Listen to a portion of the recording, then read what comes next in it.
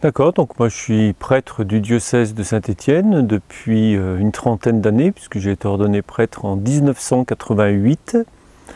Voilà, j'ai exercé j'ai eu différentes missions dans mon diocèse, avec des missions plus classiques comme la vie de paroisse à plein temps ou à mi-temps. Mais j'ai été aussi pendant 7 ans délégué diocésain à la pastorale de la santé, avec un mi-temps en aumônerie d'hôpital, où je suivais plus particulièrement les services de psychiatrie, d'oncologie, soins palliatifs et de maladies infectieuses. Voilà, et puis depuis une dizaine d'années, j'ai une mission qui est un petit peu particulière, avec un titre que je n'ai pas inventé, qui était inventé par l'ancien évêque du diocèse, qui est maintenant archevêque de Rouen, Monseigneur Dominique Lebrun, qui m'a nommé délégué diocésain au développement personnel et aux spiritualités hors frontières. Donc je me trouve à animer un certain nombre de sessions qui permettent de rencontrer des gens qui ne s'adressent pas directement à l'Église catholique romaine pour leur chemin de vie spirituelle, mais qui vont chercher dans les outils du développement personnel ou dans d'autres chemins spirituels de quoi nourrir leurs propres avancées. Alors Corps, âme, esprit, c'est une association loi 1901 que j'ai créée et qui dit quelque chose d'assez essentiel, puisque corps, âme, esprit, c'est une vision de l'homme qui à la fois permet d'aider à prendre conscience qu'en chacun de nous il y a du corporel, du charnel, mais il y a aussi du psychique, c'est l'âme, psyché, mais il y a aussi une dimension spirituelle, et que ces 3 dimensions-là, elles s'articulent entre elles, et que travailler sur l'une a des répercussions sur les 2 autres aspects. Voilà. Donc j'ai créé cette association, et l'ensemble des propositions que je fais visent à la fois à permettre d'aborder le corps, mais d'aborder aussi la dimension psychologique et bien sûr la dimension d'une vie spirituelle qui pour certains se manifeste à travers l'appartenance à une tradition religieuse comme le christianisme. Alors je propose la méditation, bien sûr, je propose du jeûne avec un accent circonflexe à travers des sessions de 6 jours ou de 9 jours, suivant les périodes de l'année. Je propose un outil de connaissance de sa personnalité qui s'appelle l'énéagramme. Je propose des formations à l'écoute. Il m'est arrivé longtemps de proposer des sessions dans le Sahara. Là c'est un peu plus difficile avec les événements qui sont connus de tous et l'insécurité qu'il peut y avoir parfois dans ces zones-là, ou parfois aussi des pèlerinages en Israël. Voilà un peu l'ensemble, et puis je fais pas mal d'accompagnement personnel aussi, de gens qui s'adressent à moi, qui sont chrétiens, qui ne le sont pas d'ailleurs, mais qui ont besoin d'un tiers extérieur pour avancer dans leur chemin de vie. Alors moi, c'est une méditation que j'appelle une méditation de pleine présence. Voilà, pour moi, c'est un mot très important, que ce mot présence. Certainement parce que le chemin de la méditation, pour moi, s'est ouvert à travers un travail que j'ai fait avec la méthode Vitose, tout à fait au début de mon ministère. J'étais quelqu'un de très cérébral, et la rééducation, le travail de rééducation proposé par la méthode Vitose m'a appris à être présent, à faire ce que j'étais en train de faire. Quand je mange, quand je bois, quand je conduis, et tout un travail de rééducation pour être pleinement présent. Et je dirais que ce qui avait été le chemin de Roger Vitose s'est ouvert aussi pour moi, puisque j'ai découvert que lorsque j'étais pleinement présent, je pouvais être, du coup, me centrer sur l'autre. Et cet autre qui peut être mon interlocuteur, qui peut être mon voisin, qui peut être la personne que je reçois, mais qui peut être aussi Dieu. Et ce travail de la méthode, à partir de la méthode Vitose, m'a vraiment ouvert à cette expérience-là, que je ne peux être vraiment présent à l'autre, centré sur lui, que si je suis pleinement présent à moi-même. Et comment être présent à moi-même sans prendre appui sur les sensations? Voilà, et tout ce chemin à partir de la méthode Vitose m'a appris petit à petit qu'il n'y avait pas opposition entre cultiver la qualité de présence et être pleinement centré sur l'autre. Au contraire, que les deux se nourrissaient mutuellement. Plus je suis présent à moi, plus je peux être centré sur l'autre. C'est-à-dire que être présent à soi, ça n'est pas être centré sur soi, ça n'est pas la même chose. Mais si je suis pleinement présent ici et maintenant, je peux me centrer sur vos questions et sur vos attentes. Mais si je ne suis pas présent, ça n'est pas possible. Alors, première chose, c'est que la présence de Dieu n'est pas dépendante de ma qualité de présence. C'est très important parce qu'on pourrait croire que en travaillant sa qualité de présence, ça pourrait faire venir Dieu. Mais non, il est toujours déjà là. Que j'en ai conscience ou que j'en ai pas conscience, que je le sente ou que je le sente pas, Dieu est toujours déjà présent. Donc, il y a quand même pour moi, à la base de tout, un acte de foi en cette présence-là. Je me dispose, à travers le travail corporel, à travers cette qualité de présence que je cultive, je me dispose simplement à me rendre présent à celui qui est toujours déjà présent et dont la présence n'est pas conditionnée par ce que je fais ou par ce que je ne fais pas. Mais je fais la part qui m'appartient.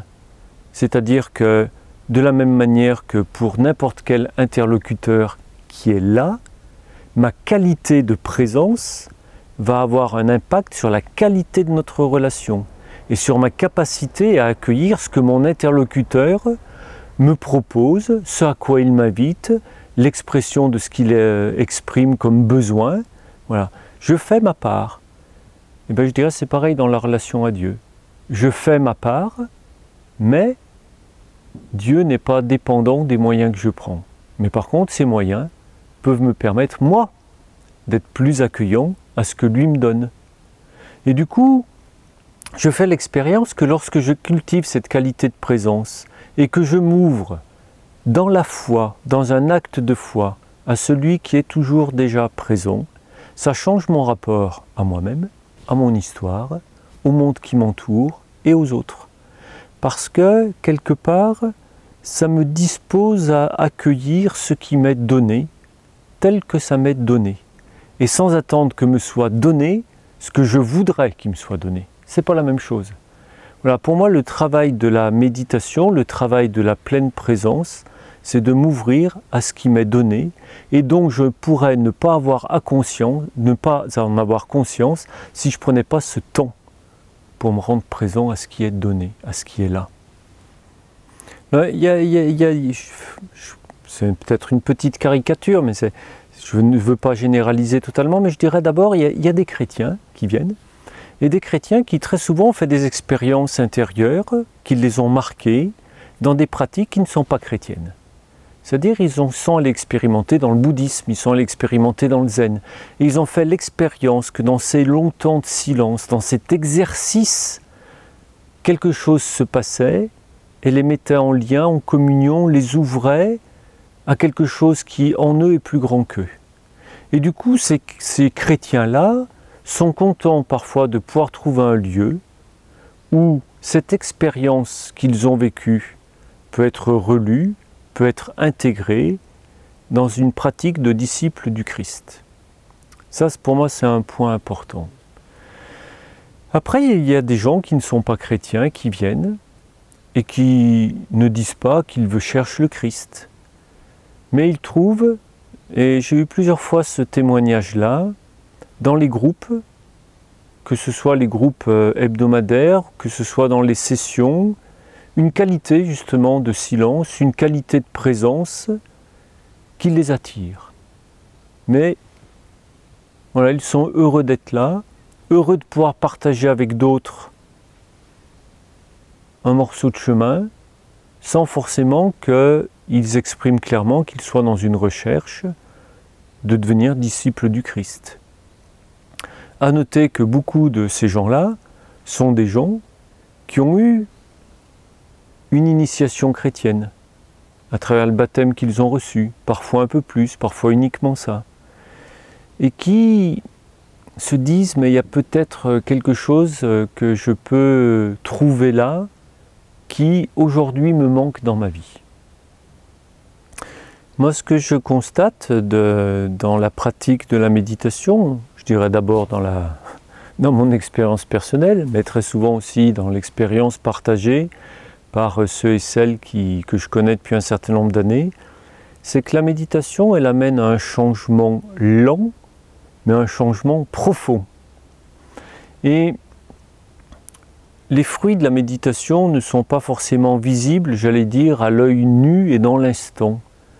Mais c'est lorsque je regarde dans le rétroviseur, après des temps de pratique sur plusieurs mois, voire plusieurs années, où je m'aperçois que quelque chose de mon rapport à moi-même, aux autres, à la vie, à Dieu, s'est transformé.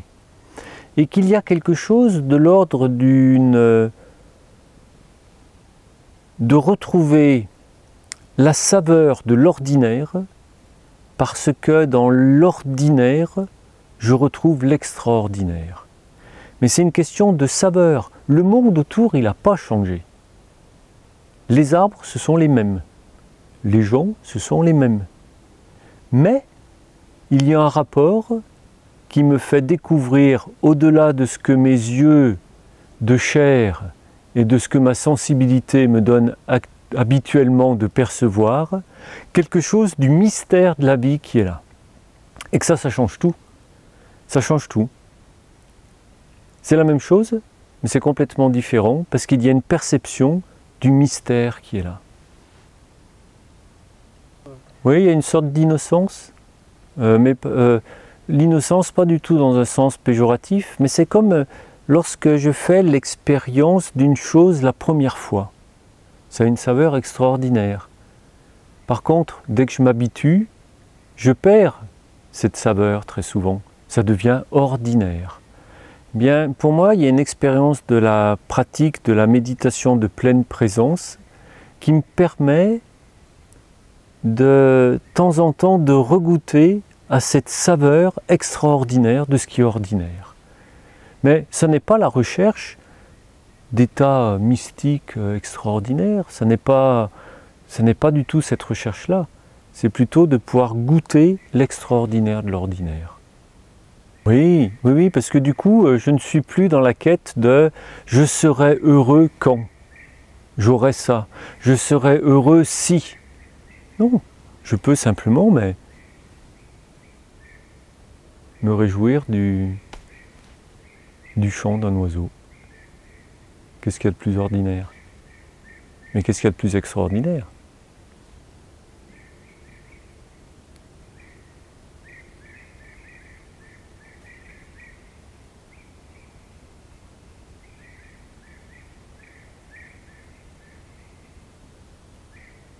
Mais je me souviens d'un homme qui disait que dans son expérience chez Durkheim,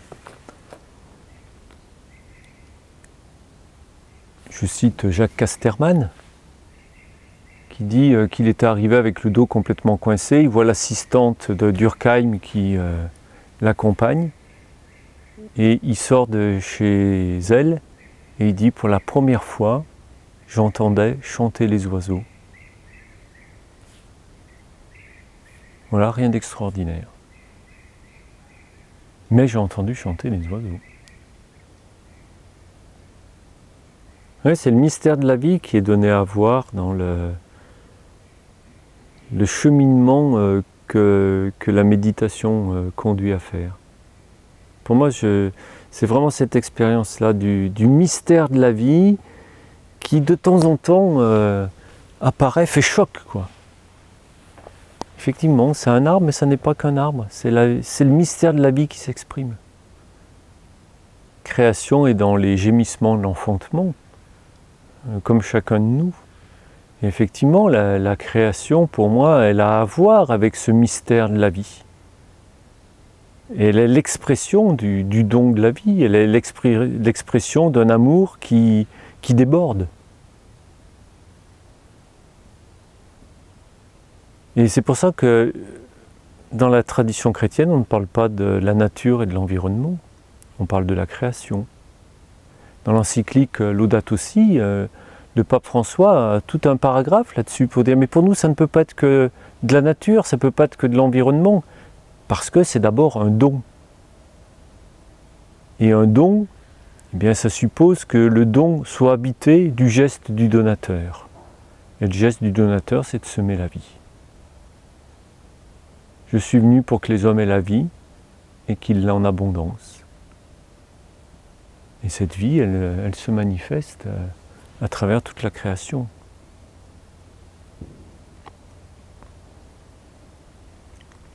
Alors c'est vrai que dans l'Église, quand on emploie le mot méditation, c'est un mot un peu piégé.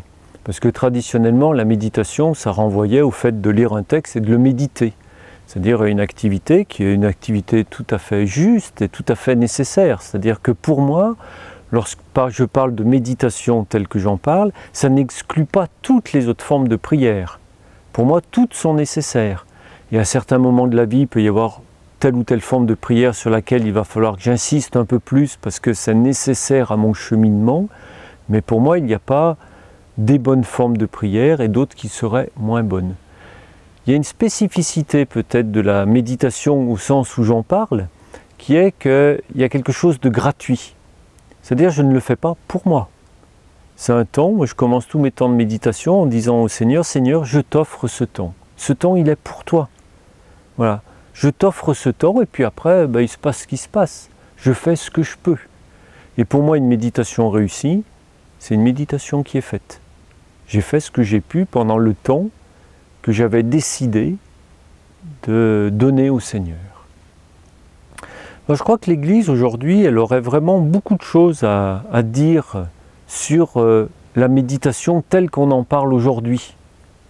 C'est-à-dire cette recherche d'être dans une simple présence. Parce qu'il y a toute une tradition de l'Église, je pense à un certain nombre de maîtres spirituels du côté du Carmel, mais il y en a beaucoup d'autres, y compris Saint François de Sales, qui ont plein de choses à nous dire. Et plutôt que d'avoir un regard un petit peu méfiant, disant oh, c'est pour les bouddhistes ou c'est pour des gens égocentrés, je crois que l'Église y gagnerait beaucoup à écouter les méditants et à écouter tous ces chercheurs de sens, tous ces hommes et toutes ces femmes qui sont en quête de ce qu'ils appellent leur intériorité, qui sont en quête du divin en eux. On pourra toujours critiquer les formules qu'ils emploient, on pourra toujours dire que ça n'est pas théologique la manière dont ils parlent. Ce qui est intéressant, c'est de se mettre à l'écoute de la quête. Et est-ce que l'Église, dans son trésor, elle n'a pas tout ce qu'il faut pour pouvoir accompagner la quête de ces gens-là, à condition de ne pas se mettre en position haute, mais de se mettre au pas des chercheurs, et de pouvoir petit à petit les accompagner et les ouvrir à une expérience qui est multiséculaire et qui a d'énormes richesses. Oui, petit traité de la prière silencieuse reprend bien justement comment dans le christianisme il y a cette tradition, mettons, de prier avec un mot. Voilà. Et que voilà, il y a peut-être à retrouver ça et à être beaucoup plus accueillant et beaucoup plus ouvert à tous ceux et toutes celles qui vont chercher en dehors de l'Église ce qu'ils auraient pu trouver chez nous. Pas forcément pour les ramener à la maison, pas forcément, mais simplement comme service.